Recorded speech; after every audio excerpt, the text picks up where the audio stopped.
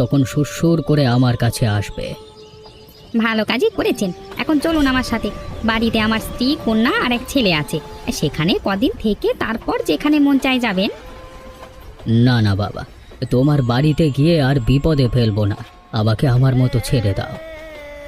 আসলে আপনাকে দেখে আমার বাবার কথা মনে পড়ে গেল। বাবা আমাকে বড় করেছিলেন খুব কষ্ট করে, কিন্তু নিজে উপার্জন করে তাকে কিছু দেওয়ার আগেই তিনি আমাকে ছেড়ে চলে যান। এত বছর পর তার মতোই একজনকে পেয়েছি। আপনাকে আমি আর চাচ্ছি না। তুমি এভাবে আমাকে বললে যে তোমার কথাটা না রেখে পারলাম না। বেশ, যাব তোমার বাড়িতে।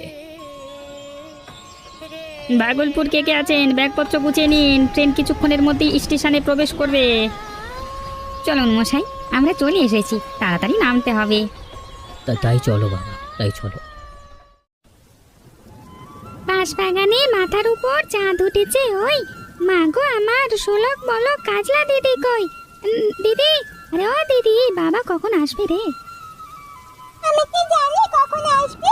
যখন সময় হবে তখনই আসবে। রাত হয়ে গেল, এখনো এলো না কেন? কি রে তপন, এত কথা কিসের? পড়াশোনা যায় না কেন? করছি মা।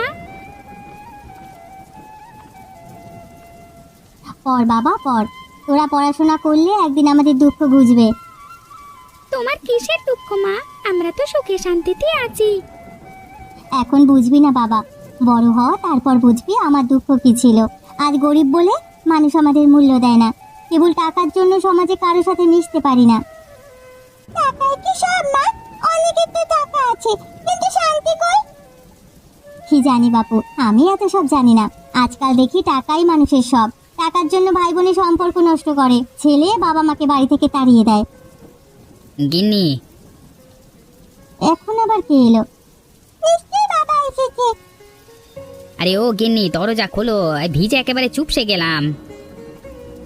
হ্যাঁ গো, খুলছি। এই দেখো গিন্নি, কাকে নিয়ে এসেছি। সে কি, উনি কে? আগে কখনো তো দেখিনি। ওনার সাথে ট্রেনে পরিচয়, ছেলের সাথে রাগ করে বাড়ি ছেড়েছে, আমি শুনে সাথে করে নিয়ে এলাম। ভালো করেছো, এই বয়সে বাইরে থাকলে রোগে ভুগে কষ্ট করতো। আপনি ভিতরে আসুন।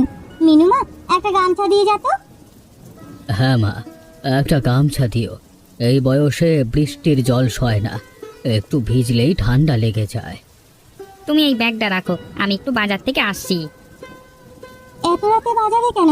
ঘরে তো মাছ তরকারি আছে। গিয়ে দেখি ইলিশ মাছ পাই কিনা। ওনার আবার ইলিশ কচু খুব পছন্দ।